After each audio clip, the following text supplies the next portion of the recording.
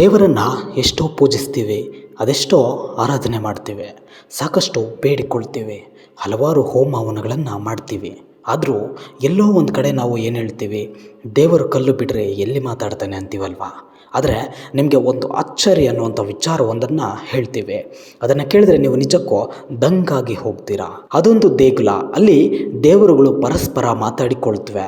ಈ ಮಾತನ್ನು ಕೇಳಿದ್ರೆ ನಿಮಗೆ ಶಾಕ್ ಆಗಬಹುದು. ಆದರೆ ಇನ್ನು ಹೇಳ್ತಾ ಹೋದರೆ ಹೇಗೂ ಇರುತ್ತಾ, ನಾವು ದೇವರನ್ನು ಕಲ್ಲು ಅಂದಿದ್ದು ತಪ್ಪಾಯಿತು ಅಂತ ಶಾಂತಂ ಪಾಪಂ ಅಂತ ಅನ್ಕೋತೀರಾ.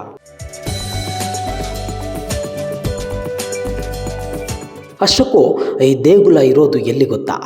ಬಿಹಾರದ ಬಕ್ಸಾರ್ ಜಿಲ್ಲೆಯಲ್ಲಿ. ಇಲ್ಲಿ ನೆಲೆಸಿರೋದು ತಾಯಿ ತ್ರಿಪುರ ಸುಂದರಿ. ಇದು ಲಕ್ಷಾಂತರ ಭಕ್ತರ ಭಕ್ತಿಯ ತಾಣ. ಕಷ್ಟ ನಷ್ಟದಲ್ಲಿ ನೊಂದು ಬೆಂದು ಸಾಕು ಈ ಜೀವನ ಅಂದ್ಕೊಂಡವರು ಇಲ್ಲಿಗೆ ಬಂದರೆ ಸಾಕು, ಬೆಟ್ಟದಂಥ ಕಷ್ಟವು ಮಂಜಿನಂತೆ ಕರಗಿ ಹೋಗುತ್ತೆ ಅನ್ನೋ ಮಾತಿದೆ.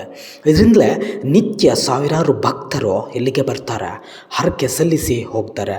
ಇದು ಬೆಳಗ್ಗಿನ ಕಥೆಯಾದರೆ ರಾತ್ರಿ ಆಗ್ತಾ ಇದ್ದಂತೆ ಇಲ್ಲಿ ಮತ್ತೊಂದು ವಿಸ್ಮಯ ನಡೆದು ಹೋಗುತ್ತೆ. ಬೆಳಗ್ಗೆಯಿಂದೇ ಪೂಜೆ ಪುನಸ್ಕಾರ ನಡೆದ ಈ ದೇವಸ್ಥಾನದಲ್ಲಿ ರಾತ್ರಿ ಆಗ್ತಿದ್ದಂತೆ ವಿಚಿತ್ರಗಳು ನಡೆಯೋಕ್ಕೆ ಶುರುವಾಗುತ್ತವೆ. ಮಧ್ಯರಾತ್ರಿ ಸಮೀಪಿಸ್ತಿದ್ದಂತೆ ಯಾರೋ ಮಾತಾಡಿಕೊಳ್ತಿರೋ ಶಬ್ದಗಳು ಕೇಳಿ ಬರ್ತವೆ.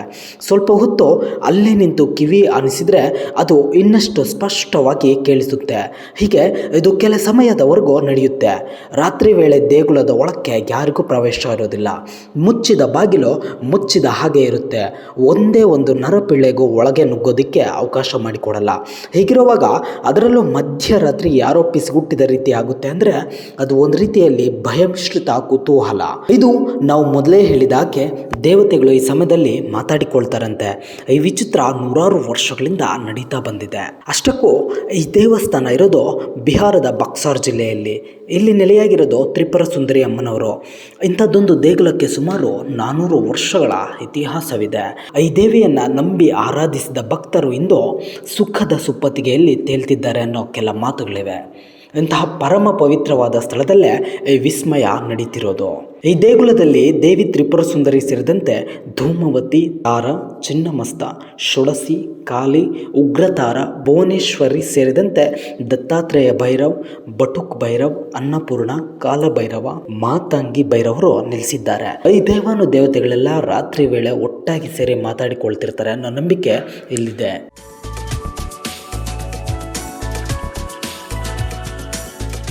ಹೀಗೆ ದೇವಾನುದೇವತೆಗಳೇ ಮಾತಾಡಿಕೊಳ್ತಾರೆ ಅಂತ ನಂಬಲಾಗಿರುವ ಈ ದೇವಸ್ಥಾನವನ್ನು ನಿರ್ಮಾಣ ಮಾಡಿದ್ದು ಒಬ್ಬ ತಾಂತ್ರಿಕ.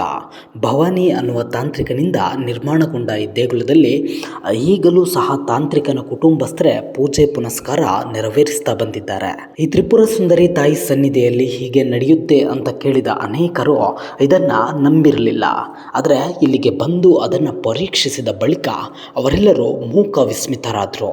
ಇದೆಲ್ಲ ಭಕ್ತರನ್ನು ಯಾಮಾರಿಸೋ ತಂತ್ರ ಅಂದವರು ಇದೀಗ ದೇವಿ ಪಾದಕ್ಕೆ ಶರಣು ಅಂದಿದ್ದಾರೆ. ಇದರ ಜೊತೆ ಈ ವಿಚಾರದಲ್ಲಿ ವಿಜ್ಞಾನಿಗಳು ಕೂಡ ತಲೆ ಬಗ್ಗಿದ್ದಾರೆ. ಅದೆಷ್ಟೋ ವಿಜ್ಞಾನಿಗಳು ಈ ವಿಸ್ಮಯವನ್ನು ಹೊರಗೆಡುತ್ತೇವೆ ಅಂತ ಬಂದಿದ್ದರು. ಆದರೆ ತಮಗಾದ ಅನುಭವದಿಂದ ದೇವಿ ಪಾದಕ್ಕೆ ಕೈ ಮುಗಿದು ಹೋಗಿದ್ದಾರಂತೆ.